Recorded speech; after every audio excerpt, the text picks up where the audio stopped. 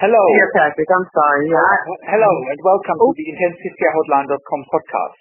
The Intensive Care Hotline helps families of critically ill patients in intensive care to instantly improve their lives whilst making informed decisions, get peace of mind, control, power and influence. As part of our podcast and interview series, today I brought on a very special guest, Shirley. Hello Shirley, how are you? I'm wonderful. Thank you, Patrick. Well, Shirley, thank you so much for coming onto this call. I really appreciate it because I know you will have so much to share with our listeners who might be in a similar situation than you were last year in September when your sister went into ICU in September. Can you share with our listeners what happened last year in September? Yes.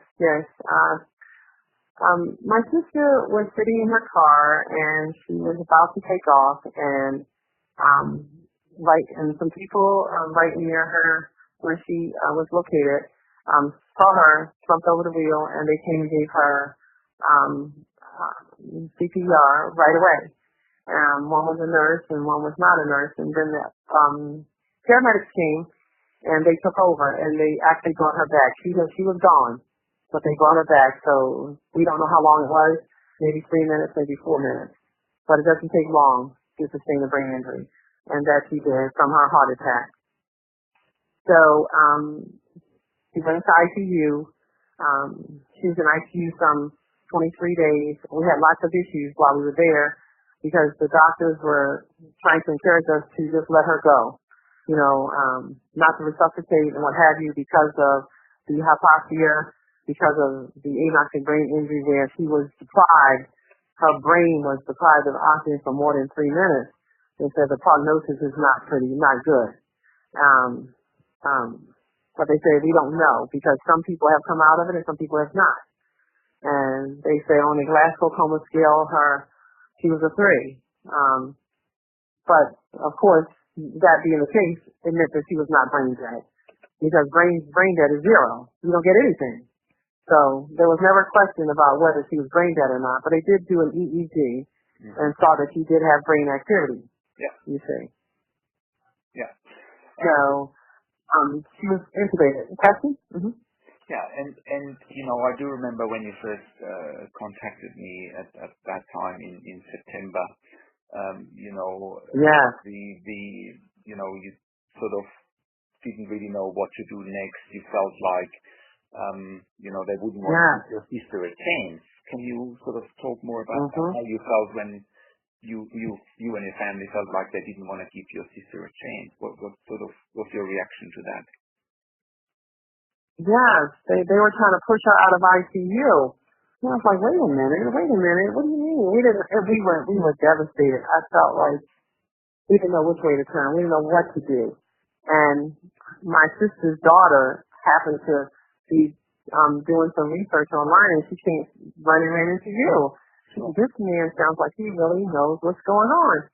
And I said, well, let's do it. Let's hire him. Let's see what's going on. Let's get him to help us, whatever it takes.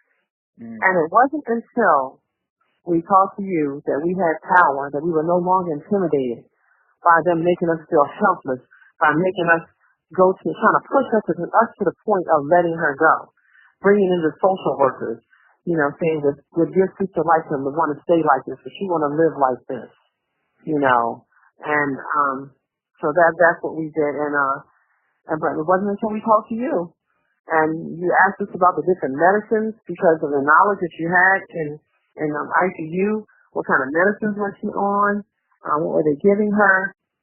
She had some myoclonus, which is jerkiness, and the brain's trying to find some new pathways and so forth. They were trying to control seizures and things like that, so they were giving her some pretty strong medicine. In fact, they gave her propofol. Yep. At a point they just kept her in a coma, but they were keeping the propofol on her. Propofol, then they gave her phenobarbital. Yeah. They gave her what's that? Depot. They gave her something for seizures. Yes, they gave Keppra for seizures. I just had another list through our email. Keppra for seizures, which is that's right. Which also has sedative effect. The other thing that I remember we talked about at the time is, and it's always something that I bring up in my consultations as well, is simply, ICUs are short of beds, generally speaking, and often when ICUs are negative and they say, look, we got to either stop life support or we got to send people out somewhere else, they're short of beds without actually looking at what does this patient need from a clinical perspective, and I do remember this is something we also talked about at the time, in terms of, how does bed management potentially impact on prognosis, Oh yeah. We had that conversation because, they says, oh no, I said, you just need a bed? He says, no, it's not that. But then he gave me a scenario. We want to say that your sister graduated, to the next level, so we can send her to a less acute floor or what have you, or over to LTAC, long-term care. And I was like, because they gave me the scenario, because what if your loved one was in a terrible accident and they needed to get into ICU and there was no bed, I'm like, so yeah, it is about the bed then. So it is about the bed. So listen, let me tell you, I'm in corporate America, and I know that this is a business. It is a hospital, but it's also a business. And I said, you have numbers. You have a scorecard that you keep. You want your numbers to look good. You want to be able to say, we have this person in ICU, we're able to get them out and free up our bed. You have a bell curve that you work with.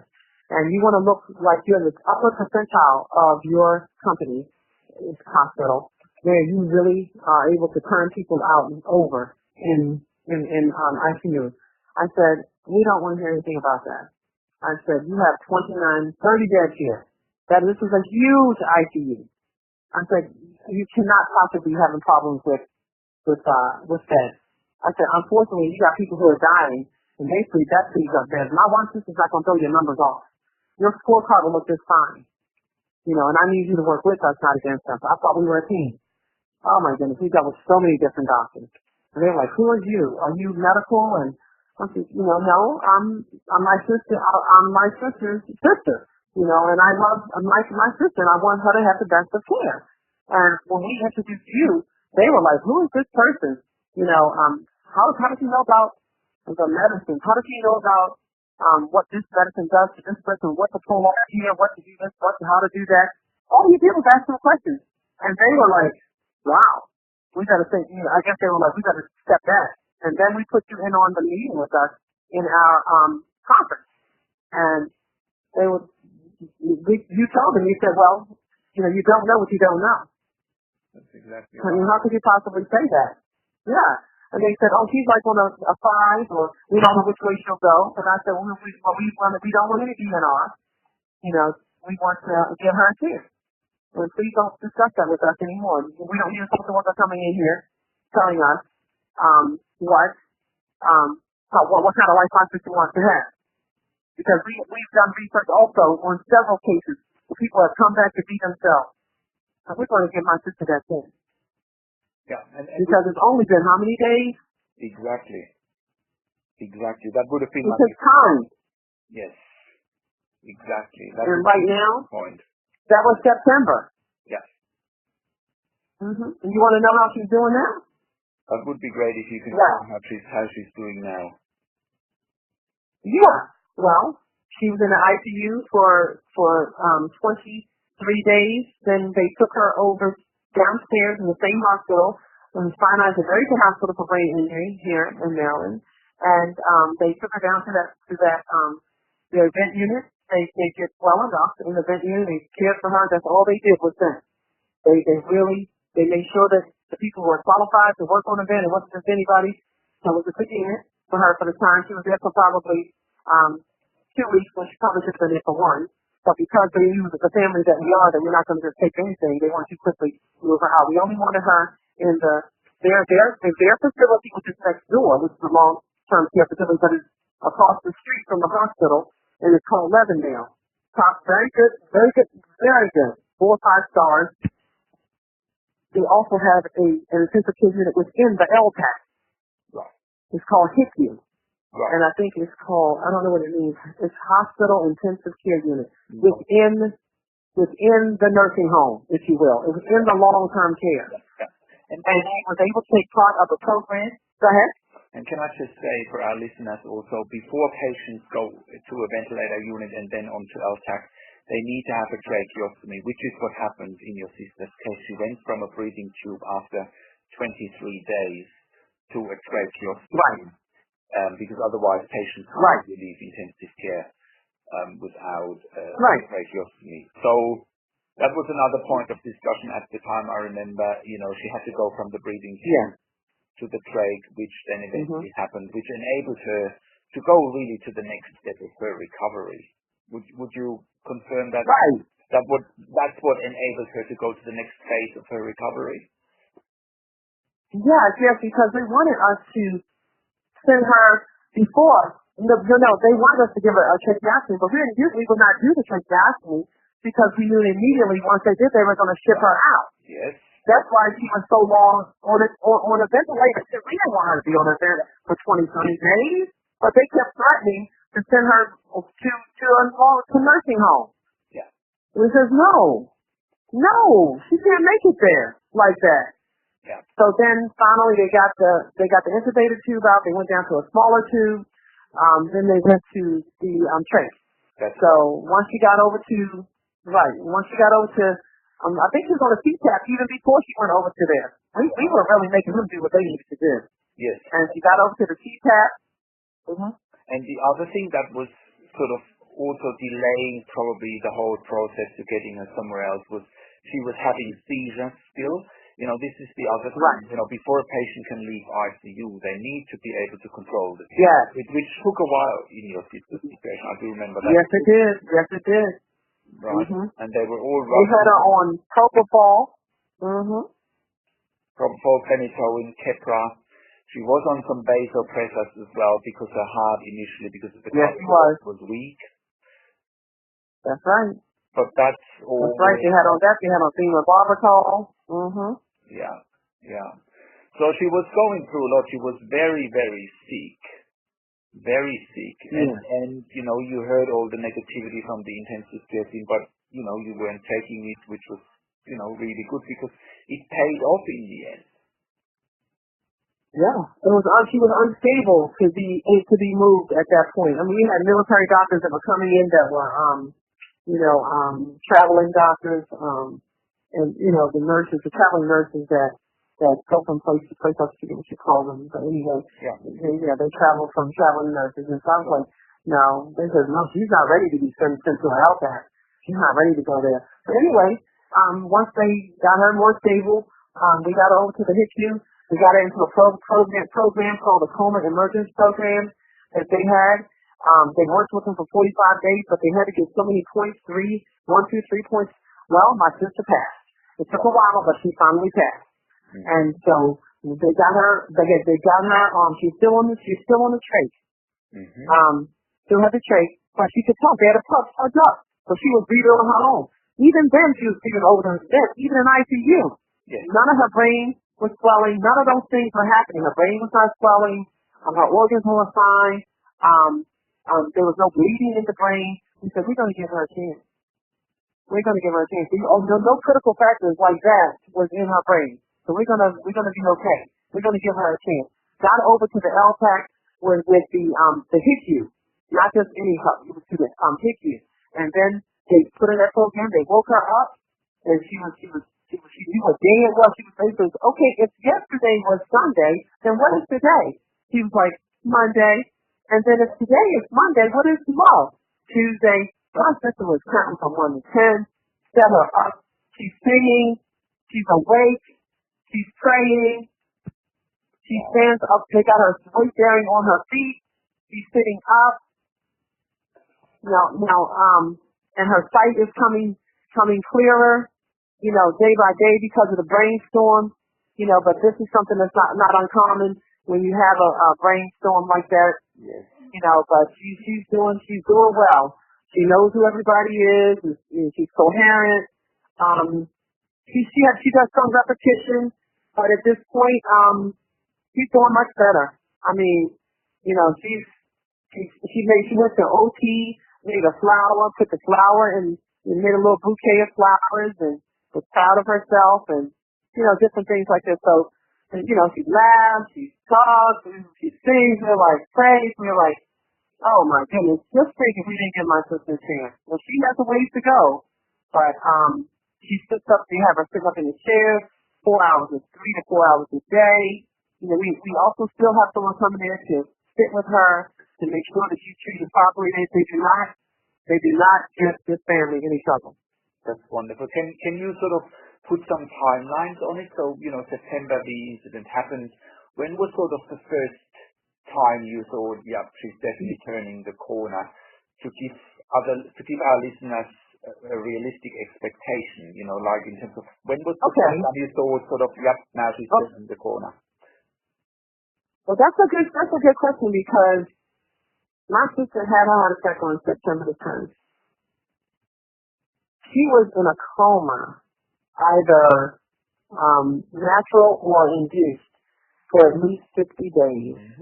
For about 50 days, about 55 days.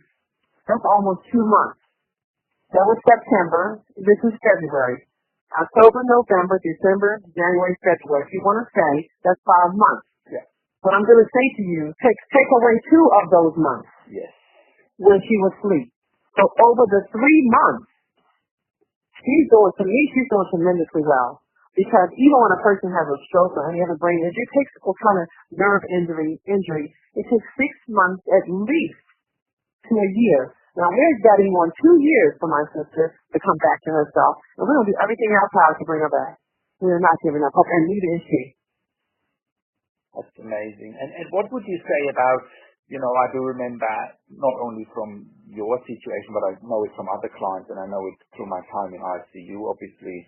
What's about all this talk in regards to quality of life going forward? What I always say is, well, that's a prediction that may or may not be inaccurate. Can you talk about your sister's quality of life and how it compares to the predictions? Oh my goodness. The prediction was awful. They were like, her prognostication is not good. She may not know who you are. That's the kind of life she wants to have. And she may never be able to talk. She may never be able to walk. And they had up on this machine where they have you stand up and do put weight bearing on your limbs. Because when you think about it, you've been laying in the bed for how many months? Naturally you're going to be sore. Those things are going to take place, but it's a process. You know what I mean? She can sit up on the side of the bed. She sits up on the side of the bed. Okay? So timeline, I think this timeline is great for where she has come from. Yeah. I mean, here it is. Here you're talking about it's February. This is February. Yeah. You can talk. You can have a conversation. You can have a conversation with her. Yeah. No, that's. So you tell me. You tell me. That's unbelievable. And issues like patients are in a coma for a long time.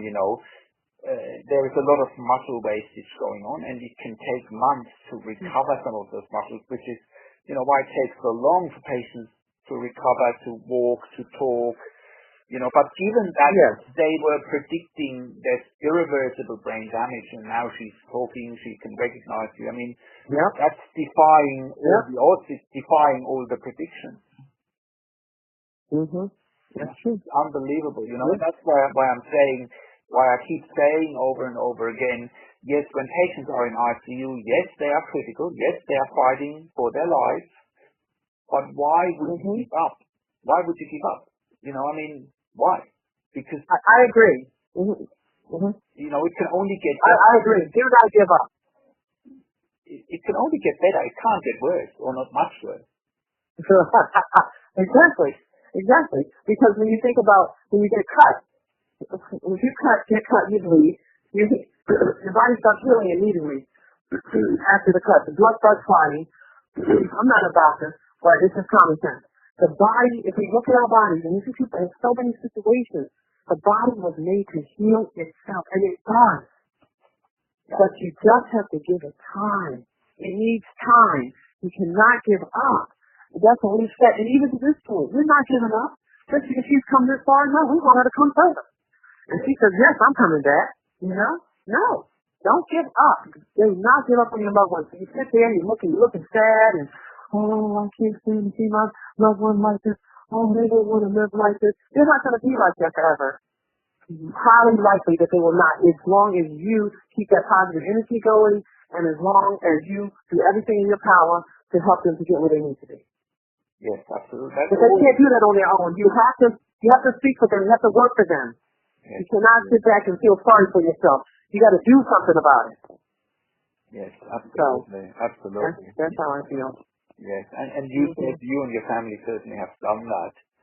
You've moved it all in the right direction, but without your input, you know, your sister may well not be here, or she may be in a less fortunate position. Maybe she would have been moved quicker to a nursing home, and they would have given up much quicker. It really goes to show, like, yes, you got to fight for it. Unfortunately, it's not coming your way often without a fight, and people need to get informed. People need to be aware of their rights, and they need to be aware of that. With time, things can improve. Right. Time is the biggest key. Yeah. And you mentioned something earlier as well, like she was in a specialist rehab facility, like for neurology patients. Is that right? Am I remembering that correctly? Let me see. Repeat that again. She's in a facility with what? Yeah, where they specialized on brain damage. Is that correct? The whole hospital. Yeah, that hospital has a special unit for brain damage. Yes. That's where. Yes. For brain damage and for they're known for that. She was in ICU, and they had the top neurologist there. Yeah. So it's also, and so the stress, it's not so much that she was in an area that, where they were, first of all, with brain damage, but with cases on this. But the thing is that it's, they have a team where they all come in. This team comes in, that team comes in, and we all work. You know, on the same, they're all working for the same thing. You got the brain person specialist coming in. You got all the different doctors coming in to do their part.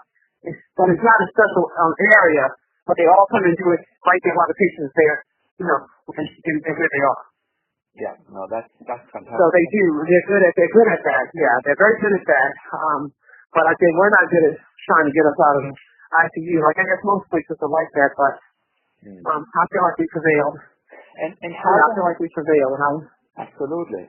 How long did it take for your sister to come off the ventilator? Do you remember? Oh, let me see. Roughly. So when she got September. She got out of ICU October. Let's see. I'm thinking. It was, let's see, they broke her down to CPAP, November, she was detriangulated. You said to come off of come off the trach or to come off the vent? Both would be. Okay. What was she detriangulated? Oh my God. She was detriangulated.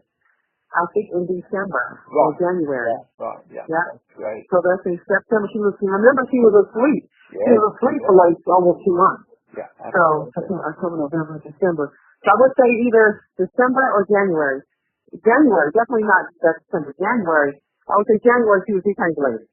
Beginning of January, New Year. That's amazing. The New Year.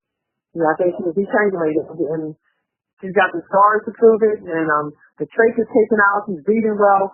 Oh, she can eat pureed applesauce. Yeah. She still has a G-tube, but she can eat pureed applesauce and utter something soft. She's swallowing. She's saying, what she wants to eat. She wants to eat some crabs.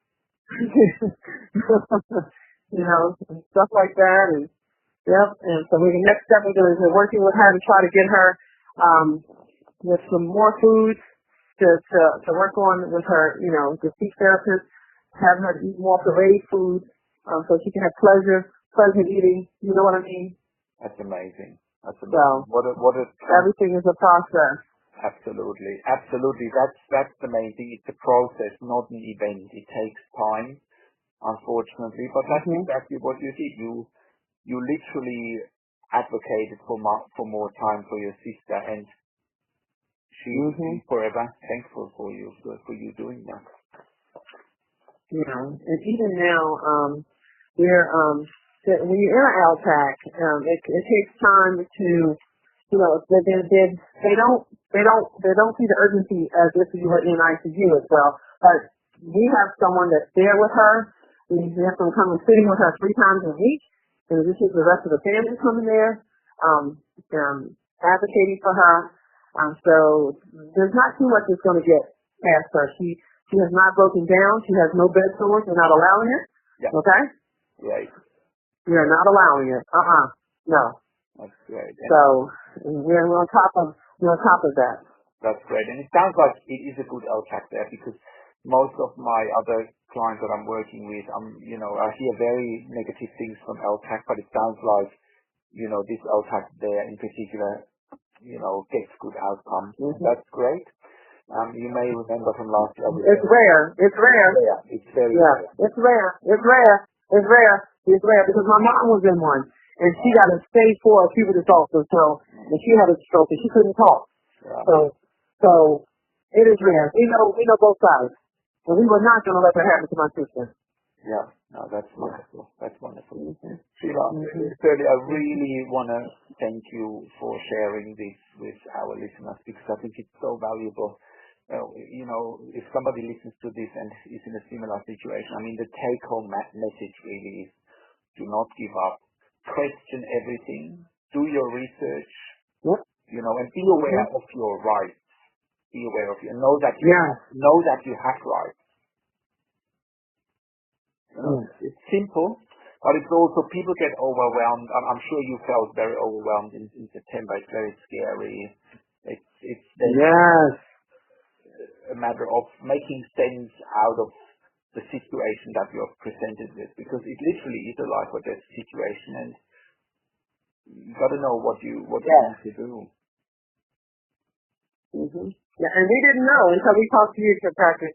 We did not know which way to turn. We felt like, our hands were really, we felt like our hands were tied, and they were.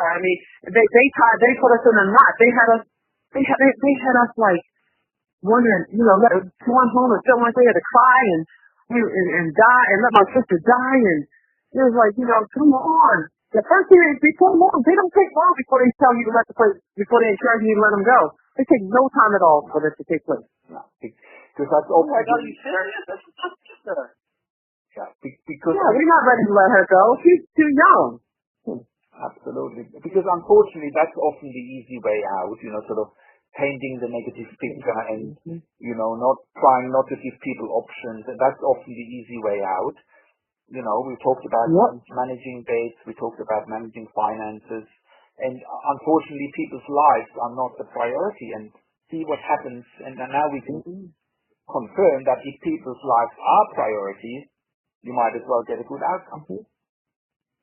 Everybody I tell this cannot believe that this happened with my sister. Nobody, people, job, nobody can believe this can't be. This is not possible. She's awake and she's alive and she understands. She knows what you're talking about. Yeah. She's not perfect, at this point, but we're taking what we got right now. We can laugh and talk with her. Yeah. She's come a long way. And to me, it's a short period of time, Patrick. Really, it's a short period of time. People don't realize it. This is a short period of time. September, 8 for 2 months. October, just take out November. Take September, October, November. And she wakes up in November. Yes. Okay. Yes. And they put her in this special program to wake people up out of a coma. They do a lot of rigorous stuff. They wouldn't even let us in there. They put us, because because they're going to be rough with them or whatever they're going to do. Clapping loudly and, wake up, wake up, and then your eyes start blinking and you start waking up and he's like, oh, okay. He said, yeah, So this, it's a process, but still, this is young. We feel this is still young. I agree. I agree. It's kind of this is young. So don't give up too soon, huh? It's still kind of early days, but you can see the progress. And I also I like that what you mentioned that in this LTAC they're talking to her and say, hey, wake up, and what day is it today, and today is Sunday, tomorrow is Monday. Mm-hmm. But, that's a very different approach compared to when you're standing around the bed in ICU and you're telling the family and the patient you're dying. That's a very different approach. Yes, it is. Right. Yes, it is. So I do feel like the conversations in the early stages need to change from, your loved one is dying, or sometimes even addressing a patient directly, you're dying, to, well, maybe we need to take a different approach. You will live if we do and if we try.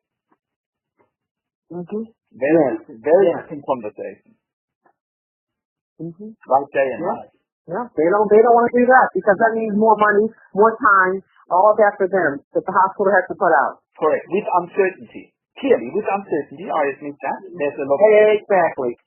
uncertainty. That's the key right there. Right? Look at what and that's their worst nightmare. That's their worst nightmare, Patrick. Exactly. The uncertainty. And I told them that I learned this from you. I said, look, I know your worst nightmare is that my sister would stay in ICU forever. Yeah. And your facility has to have, you taught me this, your facility has to have the ability to be able to sustain a person's life indefinitely in ICU, which would be your worst nightmare. Would mess up your numbers. Yes. But so the best thing you want to do is get them out of here. Absolutely. And we're not allowed, we cannot have you kick my sister out of our ICU too soon. We feel this is too soon. There has been no time. Yeah. And here is another thing that I believe in your situation was very important. You listened to your intuition, and I believe it's rare in this day and age that people listen to their intuition. You listened to your intuition, and your intuition was clearly telling you something's not right here. It's too early. And I think it's critically important for any other family listening to this that you got to listen to your intuition and to your gut feeling, because that will speak your truth. Yes. And just because you're a doctor doesn't mean that what you're saying is law. No.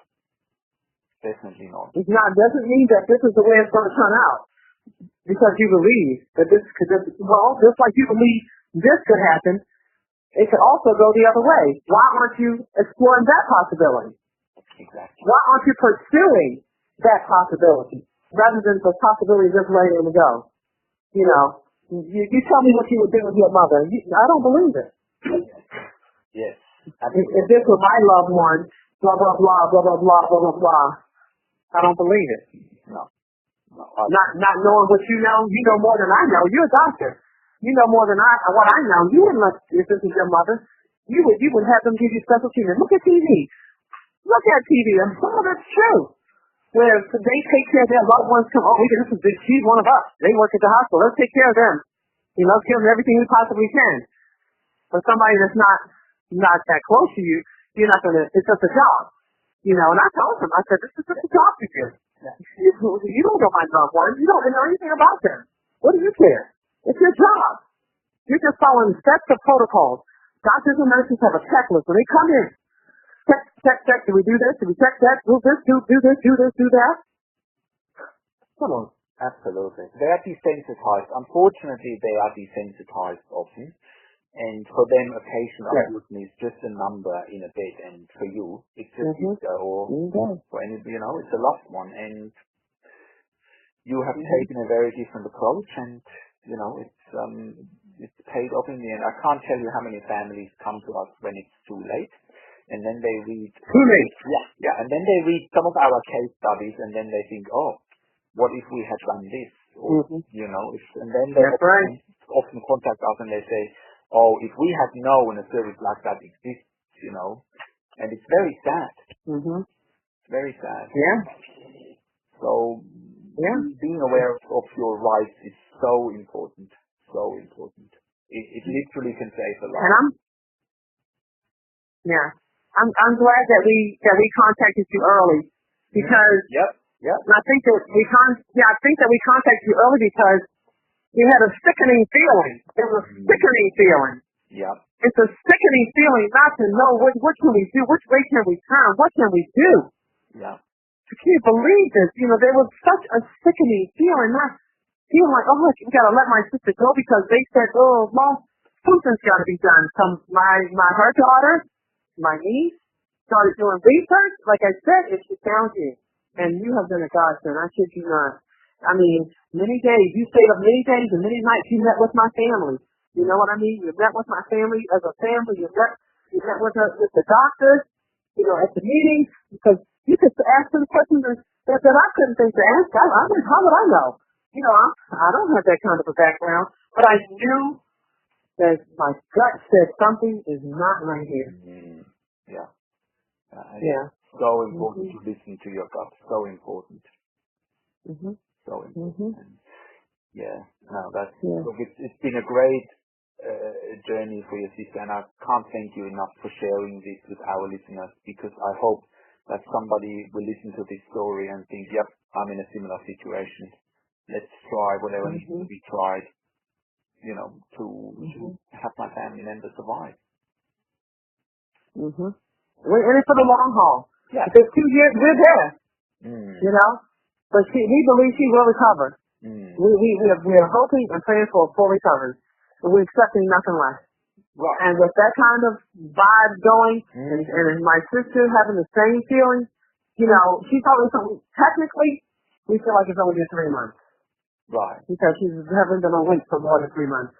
You know what I mean? So we're going to push for her. We're even going to try to hire a physical therapist to come in and work for her, help her even more wherever the LTAC cuts off at. Because they come to the point with LTAC where if you don't respond as quickly as they want, then they say, okay, well, they're not responding as much, you're going to cut off the program. But you have to think outside the box, Patrick. You can't just settle for whatever. You got to think, okay, can we do something different here?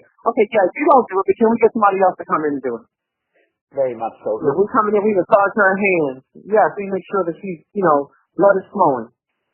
Yes, absolutely. And I'm sure the way I got to know you and your family, I mean, you would move heaven and earth. You would leave no stone unturned. That is so true. So true. Yes. Amazing. My mother was a nurse, and I come from a family of caregivers. Right. And you just can't. You can't just settle. No. You can't just settle. No. You're talking about somebody's life that you cannot get back if you give up. Absolutely. But that's everybody's own personal choice. Let me just say that. It's your own personal choice. It's your own personal choice. But we chose not to. Anita Baker song comes on in the room, and my sister starts singing along with it. We're like, what? No, this is so wonderful to hear. It sounds like she's more than halfway there, and hopefully she can recover. Yeah. I can't thank you enough for sharing this with our listeners, and I know that some people will benefit from this interview, because they... And that's my hope. Yes. That is my hope, that somebody can benefit from this. Don't just throw in the towel. You wouldn't want nobody to throw the towel on you. That's my take on it. Do what you want to do. But if it's me, I'm like, don't throw the towel on me. Even I have an advanced directive. Everybody's different. I'm like, I used to say, give me 30 days. After seeing my sister, I said, give me at least 60 days. Yeah. Give me at least 60 days on the bench. Or whatever you got to do on the life support. Give me at least 60 days. Everybody's different. Do what you want to do. But I'm like, give me a chance. Because if that's the way I saw my sister come out of this, I was like, you know what? We need time. Time. Time. So important. So important. Yeah. Okay, Shirley, Mm-hmm. thank you so much again for coming on to this call, and thank you, listener, for listening to this interview. So we're wrapping this up now. Thanks again, Shirley, for sharing this. Have a look at Absolutely. Thank you. So have a look at our intensive My care pleasure. website. Have a look at our case studies. You can also get one-on-one consulting and advocacy. And yeah, have a great day, listener. Have a great day, Shirley, and thank you so much again. Have a good day, and thank you. You too now. Goodbye. You too. Goodbye. Absolutely. Bye-bye. Bye.